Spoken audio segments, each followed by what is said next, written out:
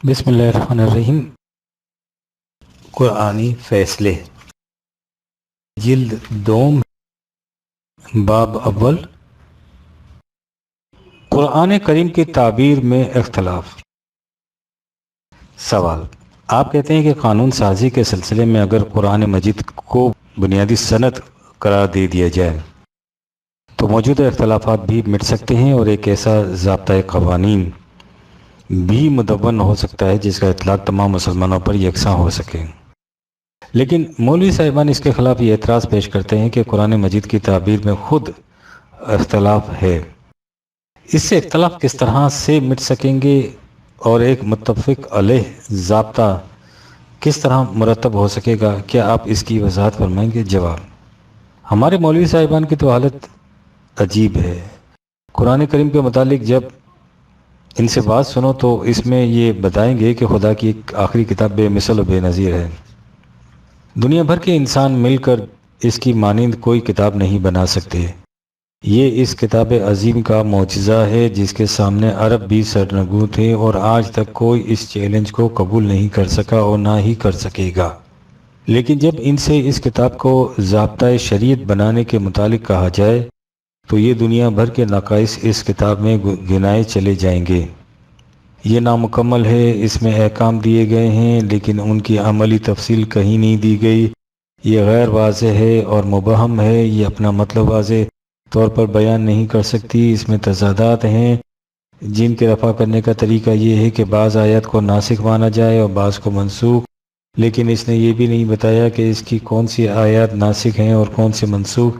بعض آیات ایسی بھی ہیں جو قرآن کے اندر موجود نہیں لیکن ان کا حکم باقی ہے، اس کی مختلف قرأتیں ہیں، یعنی ایک آیت قرآن کریم میں کسی طرح لکھی ہوئی ہے اور بعض صحابہ اسے کسی اور طرح سے پڑھتے تھے وغیرہ وغیرہ۔ آپ غور کیجئے کہ جتنے نقائص یہ حضرات اس کتاب میں بیان فرماتے ہیں ان میں سے کوئی ایک نقص بھی ان کی اپنی کتاب میں دکھا دیا جائے تو یہ اس شخص کے گلے پڑ جائیں گے اور کبھی ماننے کے لیے تیار نہ ہوں گے کہ اس میں ایسا نقص موجود ہے۔ اب ان نقائص کی فہرست میں ایک اور اضافہ بھی ہو گیا ہے اور وہ یہ کہ اس کی آیات کے الفاظ تو اپنی جگہ ٹھیک ہے لیکن ان کی تعبیر، انٹرپریٹیشن میں اختلاف ہے، اس لیے ان کا کوئی متفق علیہ مفہوم نہیں لیا جا سکتا، لہٰذا یہ مسلمانوں کا ضابطۂ قوانین بن سکنے کے قابل نہیں ہے۔ قرآن کریم میں احکام بھی ہیں اور حقائق بھی ہیں، تاریخی نظائر بھی ہیں اور علمی دلائل بھی ہیں۔ قانون سازی کے سلسلے میں چونکہ معاملہ احکام سے متعلق ہوتا ہے اس لیے ہم بنیادی طور پر اس کے اسی حصے کو لیتے ہیں۔ جہاں تک احکام کا تعلق ہے، قرآن کریم میں بعض احکام متعین قانون کی شکل میں دیے گئے ہیں، جیسے حرمت علیکم امہاتکم 4/23، اور بعض اصولوں کی شکل میں مثلاً اعدلوا۔ جہاں تک متعین احکام کا تعلق ہے ان میں کسی تعبیر کا سوال ہی پیدا نہیں ہوتا ہے، وہ احکام واضح، متعین اور محکم ہیں۔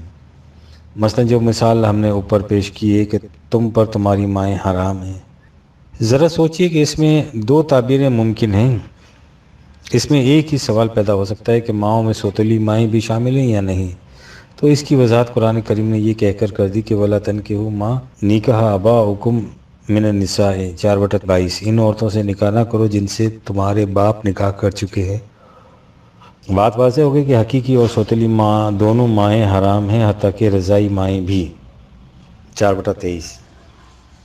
جہاں تک اصولی احکام کا تعلق ہے وہ بھی اپنے مفہوم کے اعتبار سے واضح اور دو ٹوکیں، انہیں اصولی طور پر بیان کرنے سے مقصد یہ ہے کہ قرآنی مملکت ان اصولوں کی روشنی میں اپنے اپنے زمانے کے مقتضیات کی روشنی میں تفصیلی احکام خود مدون کرے۔ قرآن کے اصول ہمیشہ غیر متبدل رہیں گے اور ان کی چار دیواری کے اندر رہتے ہوئے جو جزئی احکام مرتب کیے جائیں گے ان میں حالات کے تقاضوں کے مطابق رد و بدل ہو سکے گا۔ مثلاً عدل کرو ایک اصولی حکم ہے، عدل کسے کہتے ہیں اس کی وضاحت مختلف مقامات پر خود قرآن نے کر دی ہے، لیکن یہ امور کے زندگی کے مختلف شعبوں میں عدل کی شکل کیا ہوگی، عدل کرنے کی عملی صورتیں کیا ہوں گی، کس مقام پر کہا جائے گا کہ یہ فیصلہ عدل کے مطابق نہیں وغیرہ وغیرہ، اسلامی نظام مملکت کے طے کرنے کے ہوں گے۔ اس طرح یہ فریضہ بھی اسلامی مملکت کا ہوگا کہ قرآن میں جو اصطلاحات آئی ہیں ان کا منطوق متعین کیا جائے۔ مثلا قرآن میں الخمر کی ممانعت آئی ہے، اس اصطلاح کا اطلاق کون کون سی چیزوں پر ہوگا اور کن کن حالات میں اس کا تعین بھی نظام مملکت کرے گا۔ اسی طرح قرآن کریم کے متعین احکام کی روشنی میں ان سے ملتے جلتے حالات کے لیے قوانین کی تدوین بھی اسی مملکت کی ذمہ داری ہوگی۔ قرآن کریم نے امور مملکت کے سلسلے میں مشاورت کو ضروری قرار دیا ہے۔ اس مشاورت کی مشینری کی کیا شکل ہوگی اس کا تعین بھی اس نے مملکت پر چھوڑ دیا ہے۔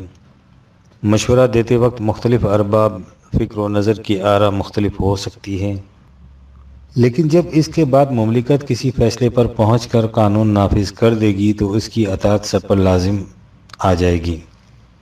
اگر کوئی شخص اس میں کوئی ترمیم چاہے گا تو اس کے لیے اسے وہی طریق کار اختیار کرنا ہوگا جو اس مقصد کے لیے نظام مملکت نے طے کیا ہو۔ غور کیجیے، مولوی صاحبان جس چیز کو تعبیر کے اختلاف کا ہوا بنا کر پیش کرتے ہیں، اسلامی نظام مملکت میں اس کا کوئی وجود بھی ہے؟ یہ اختلاف اس وقت پیدا ہوتے ہیں جب نظام مملکت موجود نہ ہو اور تعبیر کا حق ہر ایک کو انفرادی طور پر دے دیا جائے۔ ہمارے مولوی صاحبان کے ذہن میں نظام کا تصور ہی نہیں۔ ان کے نزدیک اسلام انفرادی زندگی کا نام ہے، اور انفرادی زندگی میں قوانین تو بہت بڑی چیزیں ہیں۔ یہ بھی طے نہیں ہو سکتا کہ نماز میں آمین اونچی آواز سے کہنی چاہیے یا نیچی آواز سے۔ اس لیے یہ سمجھ سکنا ان کے بس کی بات نہیں کہ ایک نظام کے تابع اختلافات کس طرح مٹ جایا کرتے ہیں۔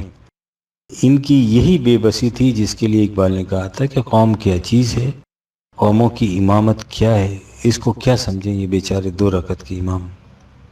ان کی بے بسی کا یہ عالم اور ہماری سادہ لوہی کی یہ کیفیت کہ ہم سمجھتے ہیں کہ ان کے بغیر اسلامی ضابطۂ قوانین مرتب ہی نہیں ہو سکتا۔ نتیجہ ظاہر ہے۔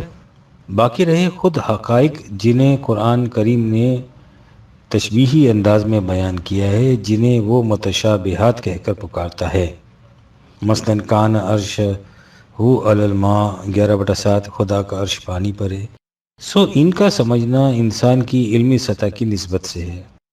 انسان کی علمی سطح مختلف ادوار میں مختلف ہو سکتی ہے، اور جوں جوں زمانہ آگے بڑھ رہا ہے یہ سطح بلند سے بلند ہوتے چلی جا رہی ہے۔ اس لیے ان تشبیہی حقائق کے متعلق مختلف ادوار میں مختلف تعبیرات ہو سکتی ہیں، نیز کسی ایک دور میں بھی مختلف افراد کی علمی سطح کے مطابق مختلف، لیکن ان کے متعلق تعبیرات کے اختلاف سے نہ امت کی عملی زندگی پر اثر پڑتا ہے اور نہ اجتماعی نظام اور ضابطۂ قوانین پر۔ اس کے لیے صرف اتنی احتیاط کی ضرورت ہے کہ کوئی تعبیر قرآن کے اصول سے نہ ٹکرائے۔ لیکن اس باب میں ہمارے مولوی صاحبان کا مسلک یہ ہے کہ ان حقائق کے متعلق جو کچھ متقدمین نے لکھ دیا ہے وہی حق و صداقت ہے، اور اس سے اختلاف کفر و الحاد ہے۔ یہ مسلک قرآن کریم کی بنیادی تعلیم کے خلاف ہے، جو انسانوں کو تدبر و تفکر کی شدت سے تاکید کرتا ہے، اور ظاہر ہے کہ یہ حکم نہ تو کسی خاص دور کے انسانوں تک محدود ہو سکتا ہے، نہ کسی خاص گروہ کے اندر مقید، نہ ہی اس باب میں کسی فرد کو اس کا حق پہنچتا ہے کہ وہ اپنے تدبر کے نتیجے کو حرف آخر قرار دے کر اسے کفر و ایمان کا معیار ٹھہرائے۔ اگست 1965 کو قرآن مجید کی حنفی تفسیر، اس اقتباس کو غور سے پڑھیے۔ صدیوں سے ہمارا سرمایہ حدیث و تفسیر گروہی عصبیت کا تختہ مشق ہے، یعنی تفاسیر و احادیث کے مجموعے شافعی المذہب علماء کے قلم سے تیار ہوتے رہے۔ کوئی بری بات نہیں، علم کی خدمت جس حلقے سے بھی ہو خوش آئند ہے، جس جماعت کی طرف سے ہو قابل پذیرائی ہے، مگر افسوس علم جیسے لازوال ابدیت نشان سب کی دولت، سب کے سرمایہ کو ہر عصبیت سے پاک ہونا چاہیے تھا، لیکن بدقسمتی سے ایسا نہ ہو سکا، اور اپنے اپنے مسلک کی ترجمان تفسیر و حدیث کی طول و طویل کتابیں بھی بن گئیں۔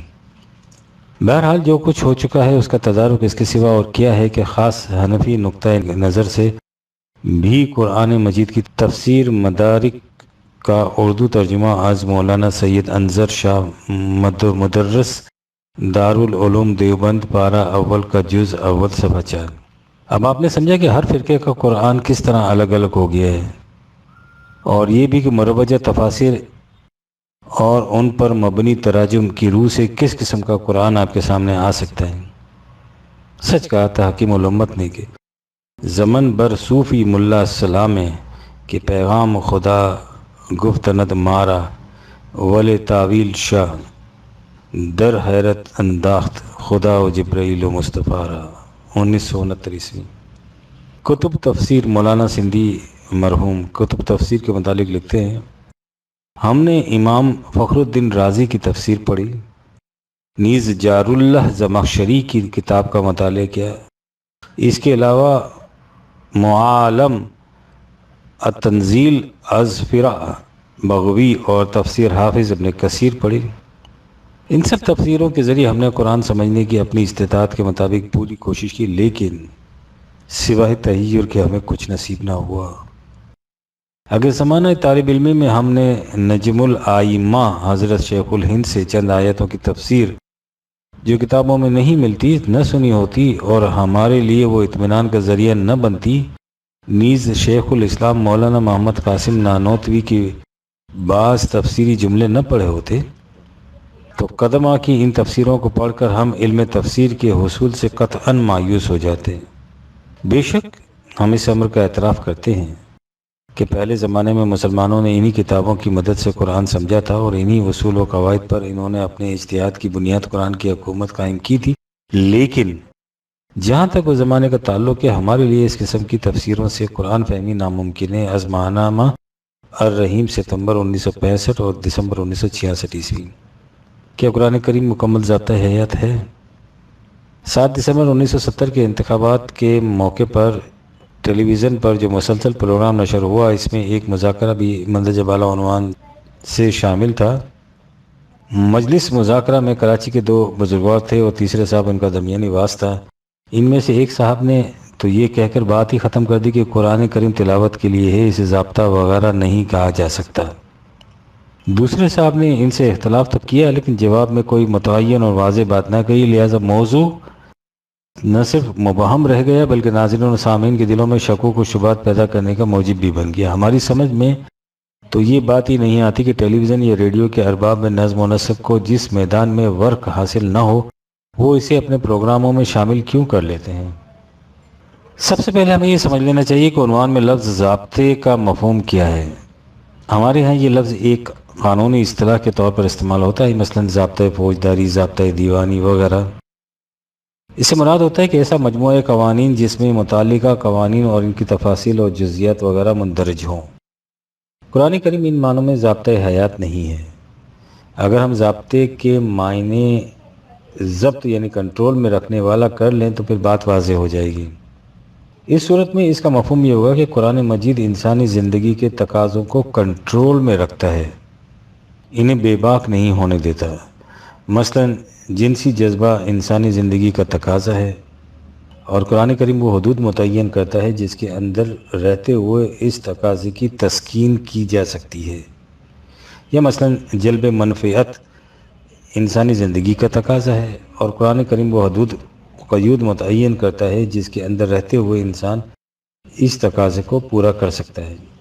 قرآن کریم میں بجز معدود چند قوانین کے اسی قسم کے حدود اور اصول دیے گئے ہیں جو ضابطۂ حیات کا کام دیتے ہیں۔ اس میں ان ضوابط یعنی حدود کی جزئیات نہیں دی گئیں، ان جزئیات کو اپنے اپنے زمانے کے تقاضے کے مطابق ملت کا قرآنی نظام باہمی مشاورت سے خود متعین کرے گا۔ یہ جزئیات بدلتی رہیں گی لیکن قرآنی حدود ہمیشہ کے لیے غیر متبدل رہیں گی۔ اب رہا سوال اس ضابطے کے مکمل ہونے کا، سو انسانی زندگی کی 2 سطحیں ہیں، ایک اس کی طبعی زندگی اور دوسری وہ زندگی جسے سمجھنے کی خاطر آپ انسانی زندگی کہہ لیجئے۔ جہاں تک طبعی زندگی کا تعلق ہے وہ جسم سے متعلق طبعی قوانین کے تابع رہتی ہے۔ یہ میدان قرآن کریم کے احاطہ ہدایت سے باہر ہے، اگرچہ اس کے لیے بھی اس میں کہیں کہیں کوئی اشارہ مل جاتا ہے۔ قرآن کا حقیقی موضوع انسانی زندگی ہے اور یہ حقیقت ہے کہ اس زندگی کے جملہ تقاضوں کے متعلق اس میں ضوابط و حدود موجود ہیں۔ اس اعتبار سے یہ ضابطۂ حیات مکمل ہے۔ اللہ تعالیٰ نے اسی نہج سے قرآن کریم کو مکمل بھی کہا ہے، اور متبدل و تمت کلمات ربک صدقا وعدلا لا مبدل لکلماتہ 6/116۔ واضح رہے کہ قرآن کریم میں ضابطے کا لفظ کہیں نہیں آیا۔ 1971 ناسخ و منسوخ کا عقیدہ۔ اس ضمن میں قرآن فیصلے حصہ اول صفحہ 239 ایڈیشن 100 مارچ 1992 کو بھی دیکھ لیجیے گا۔ قرآن کریم کی روح سے کسی شخص کے مسلمان ہونے کے لیے جن چیزوں پر ایمان لانا ضروری ہے، ان میں سے ایک کتبہ بھی ہے، یعنی خدا کی کتابوں پر ایمان۔ ان کتابوں میں وہ بھی شامل ہیں جو حضور نبی اکرم سے پہلے کے انبیاء کرام کو خدا کی طرف سے ملی۔ واضح رہے کہ قرآن مجید کی تصریح کے مطابق کتاب ہر نبی کو ملی تھی۔ نبی بلا کتاب کا عقیدہ قرآن کریم کی نص صریح کے خلاف ہے، اور اس کتاب پر بھی جو حضور پر نازل ہوئی یعنی قرآن کریم۔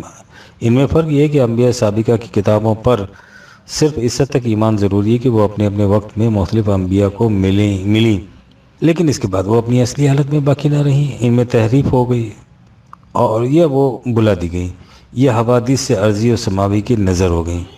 ان کے برعکس قرآن مجید جو اس وقت امت کے پاس ہے حرفاً وہی ہے جسے خدا نے رسول اللہ پر نازل کیا اور جسے رسول اللہ نے امت کو دیا۔ اس میں ایک نقطہ یا شوشے کا بھی فرق نہیں ہے۔ اس سے آپ نے دیکھ لیا کہ یہ جو ہمارا دعویٰ ہے کہ اب اسلام ہی خدا کا سچا دین ہے، تو اس کی بنیاد یہ ہے کہ منزل من اللہ کتاب اس آسمان کے نیچے اب صرف قرآن مجید ہے۔ دیگر مذاہب کی کتابیں جنہیں وہ اپنے بانیان مذاہب کی طرف سے منسوب کرتے ہیں اپنی اصلی شکل میں موجود نہیں ہیں۔ مسلمانوں کا یہ دعویٰ کہ جو کتابیں دیگر اہل مذاہب اپنے انبیاء کی طرف منسوب کرتے ہیں وہ اپنی اصلی شکل میں موجود نہیں ہوں، ایسی محکم شہادت پر مبنی ہے جس کی تردید وہ اہل مذاہب کر نہیں سکتے تھے، لہٰذا انہوں نے اس سے عاجز آ کر یہ سازش شروع کی کہ خود قرآن کے متعلق یہ ثابت کر دیا جائے کہ یہ بھی اپنی اصلی شکل میں موجود نہیں ہے۔ اس کے لیے انہوں نے روایت وضع کی اور کثرت سے وضع کی، اور انہیں ان کتابوں میں داخل کر دیا جنہیں صحیح ترین کتب احادیث قرار دیا جاتا ہے۔ اس قسم کے عقائد کے قرآن کریم کو خود رسول اللہ نے جمع اور مرتب شدہ شکل میں امت کو نہیں دیا تھا، اسے بعد میں مرتب کیا گیا تھا۔ مختلف صحابہ کے پاس قرآن کے مختلف نسخے تھے جن میں بے حد اختلاف تھا۔ قرآن کا جو نسخہ حضرت عثمان نے جمع کیا اس میں بھی تغیر و تبدل ہوا وغیرہ۔ انہی روایت کے پیدا کردہ ہیں۔ انہی عقائد میں ایک عقیدہ قرآن میں ناسخ و منسوخ کا بھی ہے، اور اس عقیدے کی روح سے تسلیم یہ کیا جاتا ہے کہ خدا کی طرف سے کچھ احکام نازل ہوتے تھے، انہیں پھر وہ منسوخ کر دیتا تھا۔ قرآن کی وہ آیات جن میں وہ احکام دیے گئے تھے اگر لکھی ہوئی ہوتی تو رسول اللہ صحابہ کو حکم دے دیتے کہ انہیں مٹا دیا جائے۔ اگر وہ رسول اللہ اور صحابہ کو حفظ یاد ہوتی تو خدا انہیں ان کے حافظے سے محو کر دیتا۔ یہ وہ آیات ہیں جن کے متعلق عقیدہ یہ ہے کہ ان کا حکم بھی منسوخ ہے اور تلاوت بھی۔ دوسرا عقیدہ یہ ہے کہ ایسی آیت بھی ہے جو قرآن کریم میں تو موجود نہیں لیکن ان کا حکم باقی ہے، اور تیسری قسم ان آیات کی ہے جو قرآن کریم میں موجود تو ہیں لیکن ان کا حکم منسوخ ہو چکا ہے۔ واضح رہے کہ قرآن کریم میں ان تینوں قسموں کی آیات میں سے کسی ایک کے متعلق بھی یہ نہیں کہا گیا کہ خدا نے اس کا حکم یا اس کی تلاوت منسوخ کر دی ہے، نہ ہی کہیں یہ آیا ہے کہ ایسی آیات بھی تھیں جو پہلے نازل ہوئی تھیں لیکن بعد میں انہیں حافظوں سے بھی محو کر دیا گیا، اور جہاں جہاں وہ لکھی ہوئی تھیں وہاں سے بھی انہیں مٹا دیا گیا۔ یہ سب کچھ کتب روایت میں ہے۔ ظاہر ہے کہ اس قسم کے قرآن کے متعلق بیسیوں شکوک ابھریں گے اور اس پر سینکڑوں اعتراضات وارد ہوں گے۔ ہمارے علماء کرام کی طرف سے ان کا کیا جواب دیا جاتا ہے وہ قابل غور ہے۔ کراچی سے ایک ماہنامہ شائع ہوتا ہے البلاغ، جس کے مدیر محمد تقی عثمانی صاحب ہیں۔ اس مجلے کی ستمبر 1974 کی اشاعت میں خود مدیر کے قلم سے ایک مقالہ شائع ہوا ہے جس کا عنوان ہے حفاظت قرآن کے متعلق شبہات اور ان کا جواب۔ اس مقالے کے متعلقہ اقتباسات درج ذیل ہیں۔ اقتباسات طویل ہیں لیکن اس کے بغیر بات سمجھ میں نہیں آ سکتی تھی، اس لیے ہم نے اس طوالت کو گوارا کر لیا ہے۔ ملاحظہ فرمائیے۔ البلاغ کے اقتباسات۔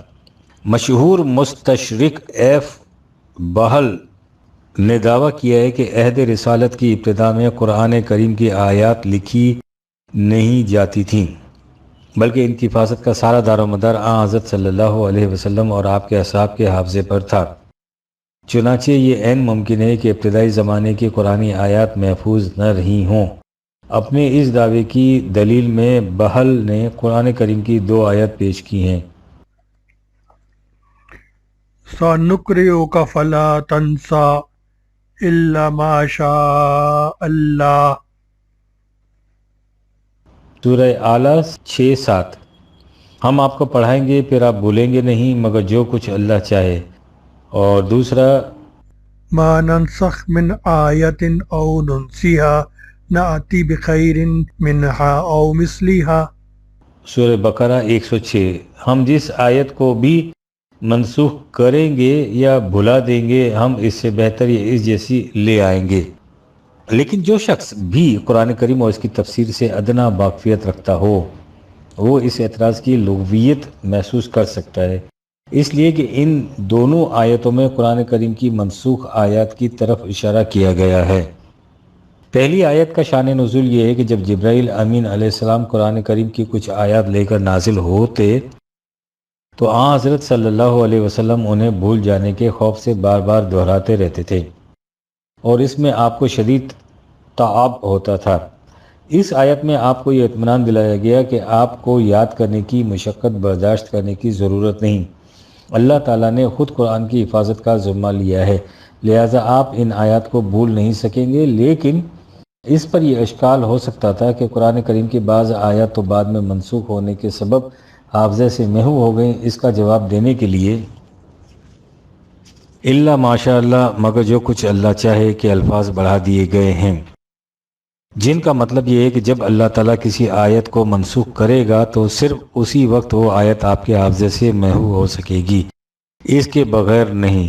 اسی طرح دوسری آیت میں بھی زیادہ سے زیادہ اتنا بیان کیا گیا ہے کہ بعض آیات منسوخ ہونے کی بنا پر آپ کے اور صحابہ کے حافظوں سے محو ہو جائیں گی، لہٰذا ان 2 آیتوں سے زیادہ جو بات ثابت ہوتی ہے وہ یہ ہے کہ بعض آیات کو جب اللہ تعالیٰ نے منسوخ فرما دیا تو ان کی کتابت کو مٹانے کا حکم تو دیا ہی گیا مگر ساتھ ساتھ انہیں لوگوں کے حافظے سے بھی محو کر دیا گیا، ورنہ جہاں تک غیر منسوخ آیتوں کا تعلق ہے ان کے بارے میں تو صراحتاً کہا جا رہا ہے کہ آپ انہیں کبھی نہیں بھول سکیں گے۔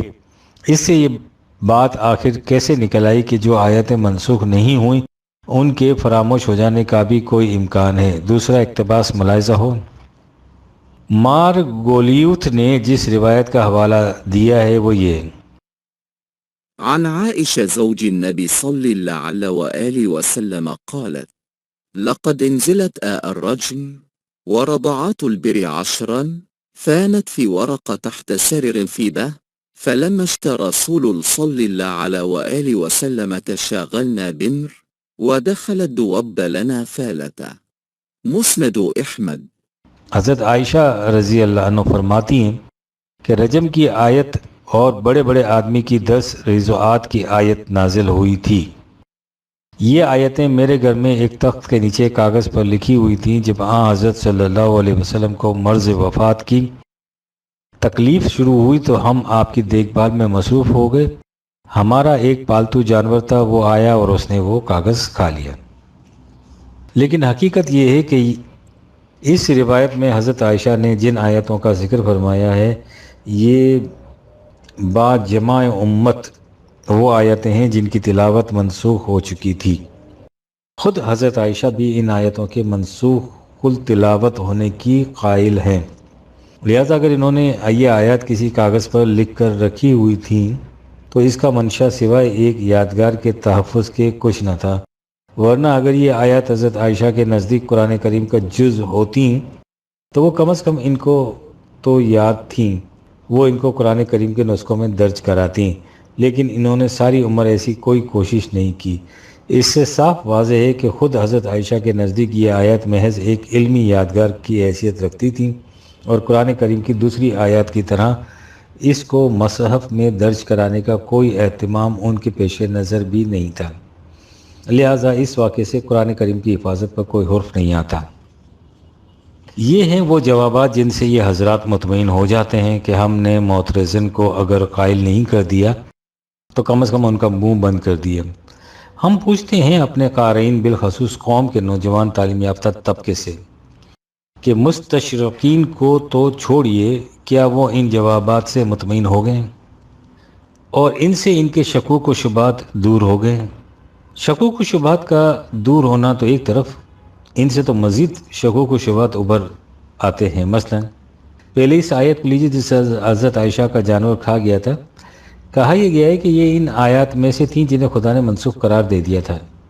ان آیات کے متعلق پہلے کہا گیا ہے کہ رسول اللہ حکم دے دیتے تھے کہ اگر یہ آیت کہیں لکھ کر رکھی ہیں تو انہیں مٹا دیا جائے، اور اگر یہ حافظے میں ہوتی تو خدا خود انہیں رسول اللہ اور دوسرے لوگوں کے حافظے سے محو کر دیتا۔ یہ آیت حضرت عائشہ کے پاس لکھی ہوئی شکل میں موجود تھی، لیکن انہوں نے اسے رسول اللہ کے حکم دینے کے باوجود مٹایا نہیں۔ کیا رسول اللہ کے زمانے میں ایسا بھی ہوتا تھا کہ رسول اللہ ایک بات کا حکم دیتے تو صحابہ اور وہ بھی حضور کی ازواج مطہرات اس کی تعمیل نہ کرتے؟ اس کی توجہ یہ بتائی گئی ہے کہ حضرت عائشہ نے اسے ایک یادگار کے تحفظ کے طور پر کسی کاغذ پر لکھ رکھا ہوگا۔ سوال یہ ہے کہ ان آیات کو بطور یادگار محفوظ رکھنے سے کیا ارشاد رسول اللہ کی تعمیل اور خود منشاء خداوندی کی تکمیل کہ ان آیات کو مٹا دیا جائے ہو جاتی تھی؟ ظاہر ہے کہ ایسا نہیں ہو سکتا تھا۔ تو کیا اسے باور کر لیا جائے کہ اس زمانے میں ارشادات رسول اللہ کی تعمیل اور منشاء خداوندی کی تکمیل اسی طرح ہوا کرتی تھی؟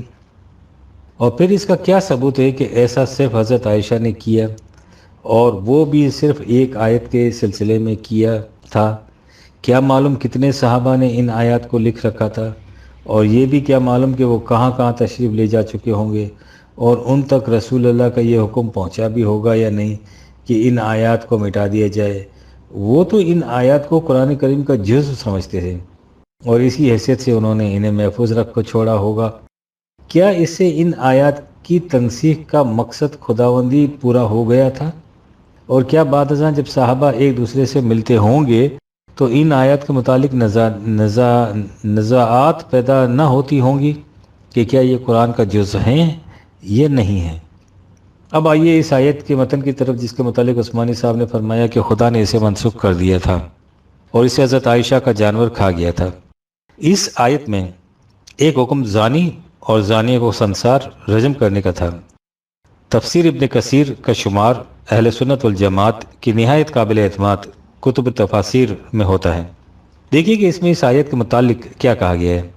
اس میں سورہ نور کی دوسری آیت جس میں حکم خداوندی ہے کہ زانی مرد اور زانیہ عورت کی سزا 100 کوڑے ہے کی تفسیر میں لکھا ہے۔ موطا امام مالک میں ہے کہ حضرت عمر رضی اللہ تعالی عنہ نے اپنے ایک خطبے میں حمد و ثنا کی بات فرمایا، لوگو اللہ تعالیٰ نے حضرت محمد صلی اللہ علیہ وسلم کو حق کے ساتھ بھیجا اور آپ پر اپنی کتاب نازل کی۔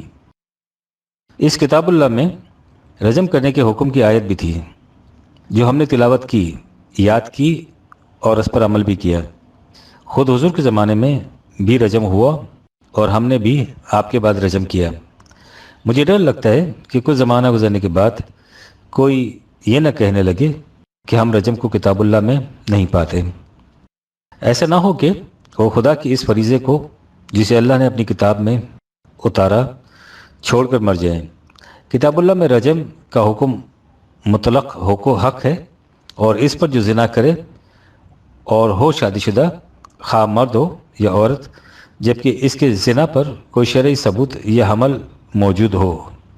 یہ حدیث صحیحین میں اس سے بھی متول موجود ہے۔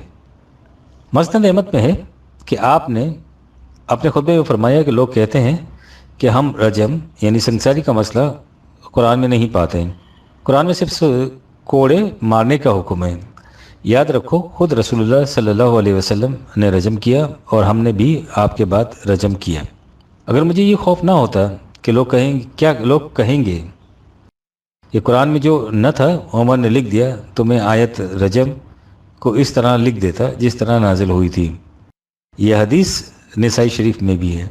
مسند احمد میں ہے کہ آپ نے اپنے خطبے میں رجم کا ذکر کیا اور فرمایا رجم ضروری ہے، وہ اللہ تعالیٰ کی حدود میں سے ایک ہے۔ خود حضور نے رجم کیا اور ہم نے بھی آپ کے بعد رجم کیا۔ اگر لوگوں کے اس کہنے کا کھٹکا نہ ہوتا کہ حضرت عمر نے کتاب اللہ میں زیادتی کی جو اس میں نہ تھی، تو میں کتاب اللہ کے ایک طرف آیت رجم لکھ دیتا۔ عمر بن خطاب، عبداللہ بن عوف اور فلاں کی شہادت ہے کہ حضرت صلی اللہ علیہ وسلم نے رجم کیا اور ہم نے بھی رجم کیا۔ یاد رکھو تمہارے بعد ایسے لوگ آنے والے ہیں جو رجم کو اور شفاعت کو اور عذاب قبر کو جھٹلائیں گے، اور اس بات کو بھی کہ کچھ لوگ جہنم سے اس کے بعد نکالے جائیں گے کہ وہ کوئلے ہو گئے ہوں گے۔ مسند احمد میں لکھا ہے کہ امیر المومنین حضرت عمر رضی اللہ عنہ نے فرمایا رجم کے حکم کے انکار کرنے کی ہلاکت سے بچنا ہے۔ امام ترمذی بھی اسے لائے ہیں اور اسے صحیح کہا ہے۔ ابو العلی موصلی میں ہے کہ مروان کے پاس بیٹھے ہوئے تھے، حضرت زید بن ثابت بھی تھے۔ آپ نے فرمایا کہ ہم قرآن میں پڑھتے تھے کہ شادی شدہ مرد یا عورت جب زنا کاری کریں تو انہیں ضرور رجم کر دو۔ مروان نے کہا کہ پھر تم نے اس آیت کو قرآن میں نہ لکھ لیا؟ فرمایا سنو، ہم جب اس کا ذکر چلا تو حضرت عمر بن خطاب رضی اللہ عنہ نے فرمایا کہ میں تمہاری تشفی کر دیتا ہوں کہ ایک شخص نبی اکرم صلی اللہ علیہ وسلم کے پاس آیا، اس نے آپ سے ایسا ذکر کیا اور رجم کا بیان کیا۔ کسی نے کہا یا رسول اللہ آپ رجم کی آیت لکھ لیجئے۔ آپ نے فرمایا کہ اب تو میں نے اسے نہیں لکھ سکتا، یہ ایسی کہ مثل یہ روایت نسائی میں بھی ہے۔ بس ان سب احادیث سے ثابت ہوا کہ رجم کی آیت پہلے لکھی ہوئی تھی یا پھر تلاوت میں منسوخ ہو گئی تھی اور حکم باقی رہا تھا۔ آپ نے غور فرمایا کہ حفاظت قرآن کے سلسلے میں ہماری کتب احادیث و تفاسیر میں کیا کہا گیا ہے، اور آپ کو شاید اس کا بھی علم ہوگا کہ ہمارے ہاں رجم کا یہ حکم بدستور چلا آ رہا ہے۔ شرعی قوانین کی روح سے غیر شادی شدہ زانی اور زانیہ کو کوڑے مارے جاتے ہیں اور شادی شدہ کو سنسار کیا جاتا ہے، اور ایسا اس آیت کی روح سے کیا جاتا ہے جو قرآن میں تو موجود نہیں لیکن اس کا حکم بدستور موجود ہے۔ اور اس پر ہم مسلمانوں کو شکایت ہوتی ہے کہ غیر مسلم اعتراض کرتے ہیں کہ قرآن محفوظ نہیں، اور ہمارے مولانا حضرت ان اعتراض کا وہ جواب دیتے ہیں جسے آپ تقی صاحب کے مقالے میں دیکھ چکے ہیں۔ علامہ اقبال کے الفاظ میں کس قدر مظلوم ہے ہمارا قرآن۔ اب آئیے قرآن میں ناسخ و منسوخ کے عقیدے کی طرف۔ ہم اس سلسلے میں پہلے بھی بہت کچھ اور متعدد بار لکھ چکے ہیں، لیکن چونکہ البلاغ نے اسے حفاظت قرآن کے سلسلے میں بطور دلیل پیش کیا ہے، اس لیے اس عقیدے کی بار دیگر وضاحت ضروری سمجھتے ہیں۔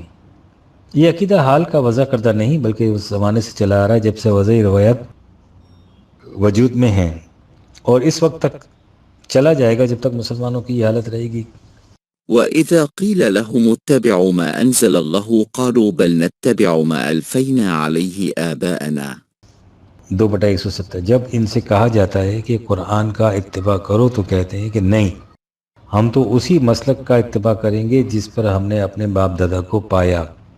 اندھی تقلید اور قرآنی بصیرت دو متضاد چیزیں ہیں جو ایک جگہ کبھی اکٹھی نہیں ہو سکتی۔ اسی مسلک تقلید کی روح سے مسلمانوں نے قرآن کے بیشتر حصے کو منسوخ قرار دے رکھا ہے، اور یہ نسخ صرف قرآن کی دوسری آیات ہی سے نہیں ہوتا بلکہ قرآن کی آیتیں احادیث سے بھی منسوخ سمجھی جاتی ہیں۔ اس عقیدے کی سند میں قرآن کریم کی وہی آیت پیش کی جاتی ہے جسے تقی صاحب نے اپنے مقالے میں درج کیا ہے، یعنی ما ننسخ من آية أو ننسها نأتي بخير منها أو مثلها 2/106۔ قرآن میں ناسخ و منسوخ کے عقیدے کی تائید اس آیت سے تو نہیں ہوتی، البتہ اس ترجمے سے ہوتی ہے جسے تقی صاحب نے اپنے مقالے میں لکھا ہے۔ وہ اس کا ترجمہ یوں لکھتے ہیں: ہم جس آیت کو بھی منسوخ کریں گے یا بھلا دیں گے ہم اس سے بہتر یا اس جیسی لے آئیں گے۔ اس آیت کا فعل مستقبل میں ترجمہ کرنے سے یہ متبادر ہوتا ہے کہ خدا ایسا کرے گا۔ یہ ترجمہ قرآنی مفہوم کے خلاف ہے اور اسے محض اس عقیدے کی تائید کے لیے اختیار کیا گیا ہے۔ شاہ رفیع الدین اس کا ترجمہ کرتے ہیں جو موقوف کرتے ہیں ہم آیتوں سے یا بھلا دیتے ہیں، ہم ان کو لاتے ہیں، ہم بہتر ان سے یا مانند ان کے۔ مولانا محمود الحسن مرحوم نے یوں ترجمہ کیا ہے، جو منسوخ کرتے ہیں ہم کوئی آیت یا بھلا دیتے ہیں تو بھیج دیتے ہیں اس سے بہتر یا اس کے برابر۔ یعنی یہ نہیں کہ نزول قرآن کے زمانے میں خدا نے کہا تھا کہ تقی صاحب کے ترجمے کے مطابق قرآن کی جن آیتوں کو ہم منسوخ کریں گے یا بھلا دیں گے تو ان سے بہتر یا ان جیسی آیات اور بھیج دیں گے۔ اللہ تعالیٰ نے ایسا نہیں کہا، اس نے اپنے وحی کا ایک اسلوب بیان کیا ہے۔ اس نے کہا ہے کہ ہم ایسا کرتے چلے آ رہے ہیں۔ اس سے کیا مراد ہے، اسے غور سے سنیے۔ قرآن کریم کا دعویٰ ہے کہ نبی اکرم سے پہلے تمام انبیاء کرام خدا کا پیغام لاتے رہے۔ مخالفین کا اعتراض تھا کہ اگر قرآن کی تعلیم بھی وہی ہے جو پہلے انبیاء کرام کی تھی تو پھر قرآن میں ان کتابوں سے مختلف احکام کیوں ہیں جنہیں وہ اپنی آسمانی کتابیں کہتے ہیں۔ قرآن نے کہا کہ وحی کا اسلوب یہ رہا ہے کہ جو احکام وقتی طور پر نافذ العمل رہنے کے لیے دیے جاتے تھے انہیں بعد میں آنے والے رسول کی وحی منسوخ کر دیتی تھی اور ان کی جگہ ان سے بہتر احکام، یعنی ایسے احکام جو زمانے کے بدلے ہوئے تقاضوں کو پورا کر سکیں، دیے جاتے تھے۔ دوسری بات یہ تھی کہ سابقہ انبیاء کرام کی وحی اپنی اصلی شکل میں باقی نہیں رہتی تھی، اس میں تحریف و الحاق بھی ہوتا تھا، اور اس کا اکثر حصہ حوادث ارضی و سماوی کی وجہ سے یا خود انسانی دسیسہ کاریوں کے باعث یا ویسے ہی ذہنوں سے فراموش ہو جاتا تھا۔ بعد میں آنے والا رسول اس فراموش شدہ حصے کو من جانب اللہ حاصل کر کے پھر لوگوں کو دے جاتا تھا۔ قرآن چونکہ سب سے آخر میں آنے والی کتاب تھی، اس لیے اس نے تمام سابقہ احکام کو جو وقتی طور پر نافذ العمل ہونے کے لیے دیے گئے تھے منسوخ کر دیا اور ان کی جگہ ایسے اصولی احکام دے دیے جو ہمیشہ کے لیے رہنے والے تھے۔ سابقہ انبیاء کرام کی تعلیم کا وہ حصہ جو فراموش کر دیا گیا تھا لیکن جس کا باقی رکھا جانا مقصود تھا، اسے قرآن دوبارہ لے آیا۔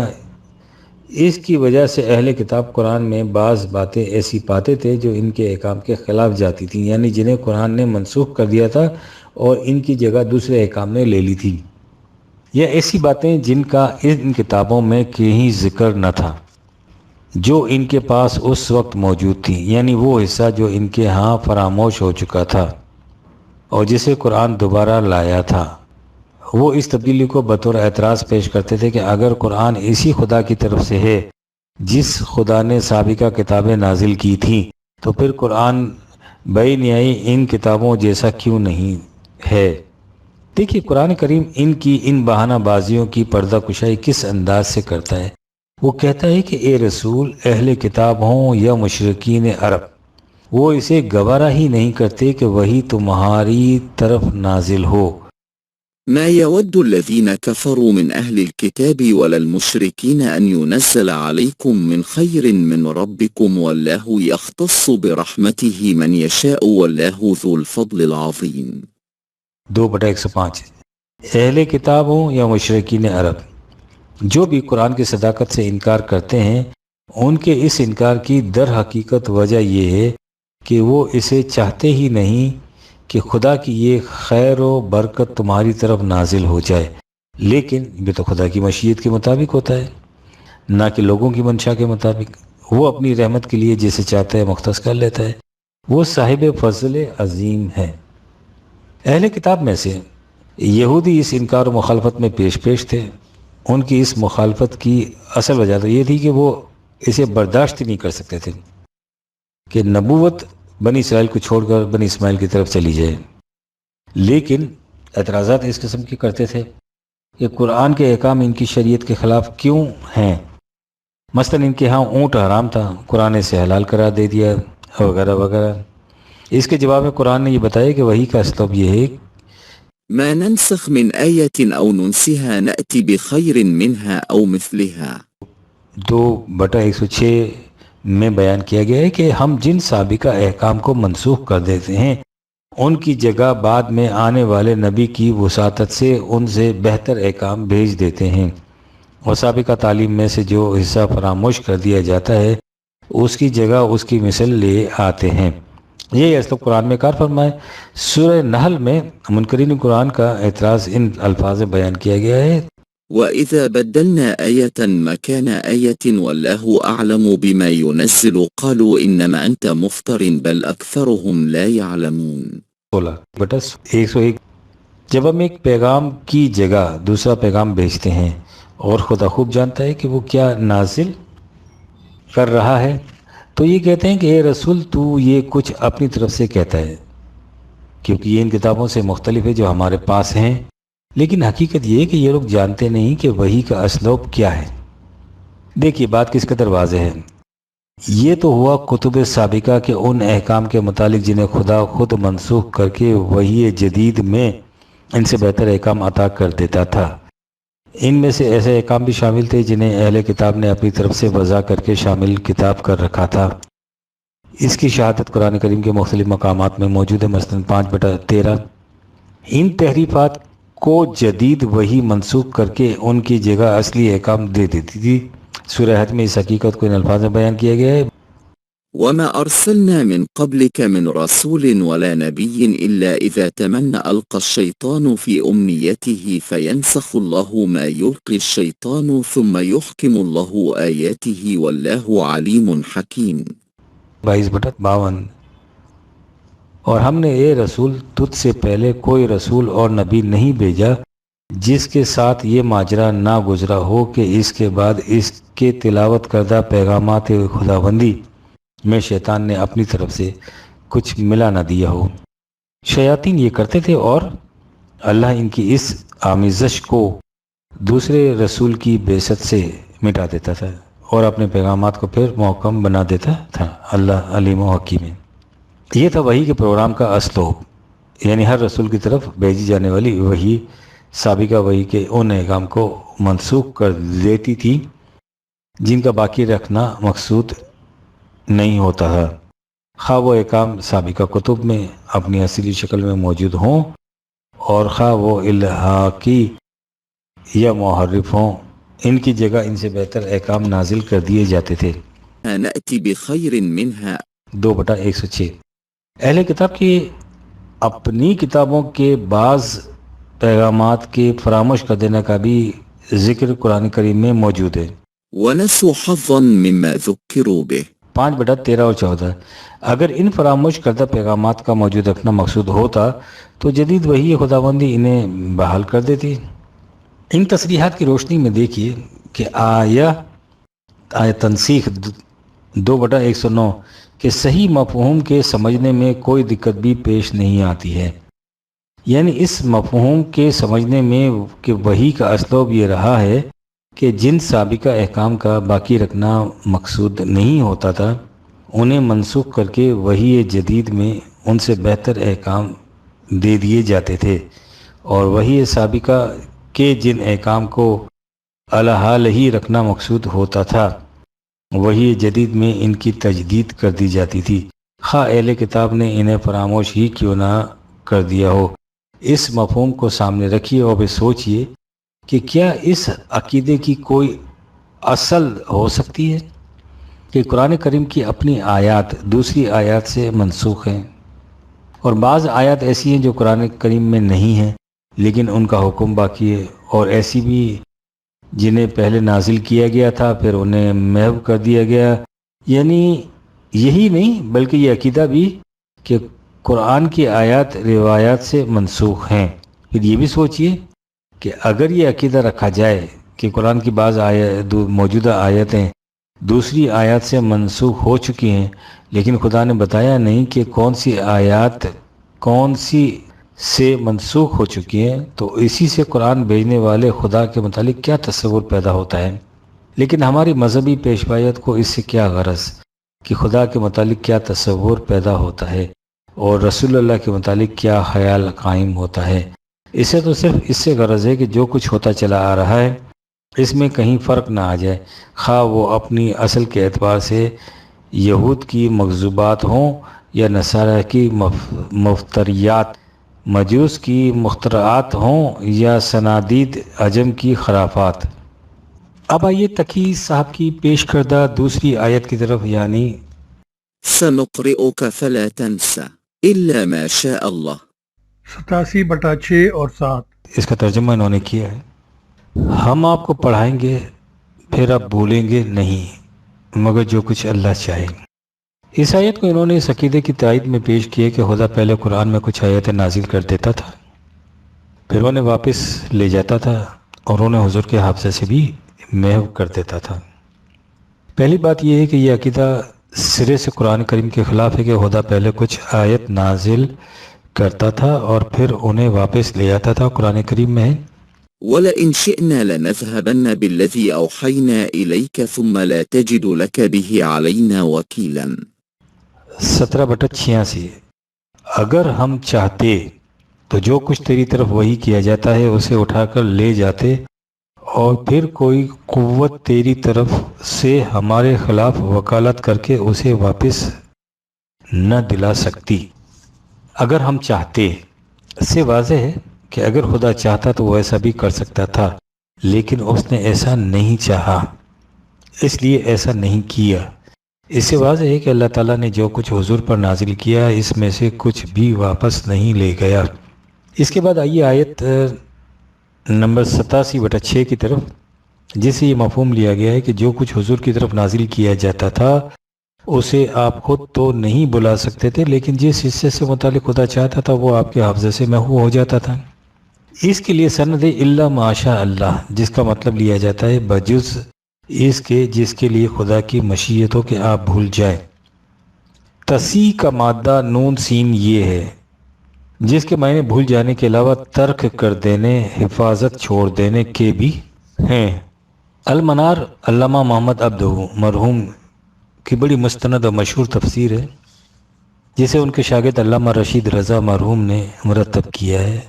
آیت نمبر 87/6 کی تشریح میں وہ نسیان کے مختلف مطالب بیان کرنے کے بعد لکھتے ہیں، اگر اس کے معنی بھول جانے کے بھی لیے جائیں تو بھی الا ماشاء اللہ اس کی نفی کر دیتا ہے، کیونکہ استثناء بالمشیت اسلوب قرآن میں ہر جگہ ثبوت اور استمرار کے لیے آتا ہے، یعنی جہاں اللہ کے بعد ماشاء اللہ وغیرہ لفظ آئیں جن سے مراد مشیت خداوندی ہوتی ہے تو اس کا مطلب یہ ہوتا ہے کہ جیسا پہلے کہا گیا ہے اس کے خلاف ہرگز نہیں ہوگا، جیسا کہ دوسری جگہ ہے خالدين فيها ما دامت السماوات والأرض إلا ما شاء ربك عطاء غير مجذوذ۔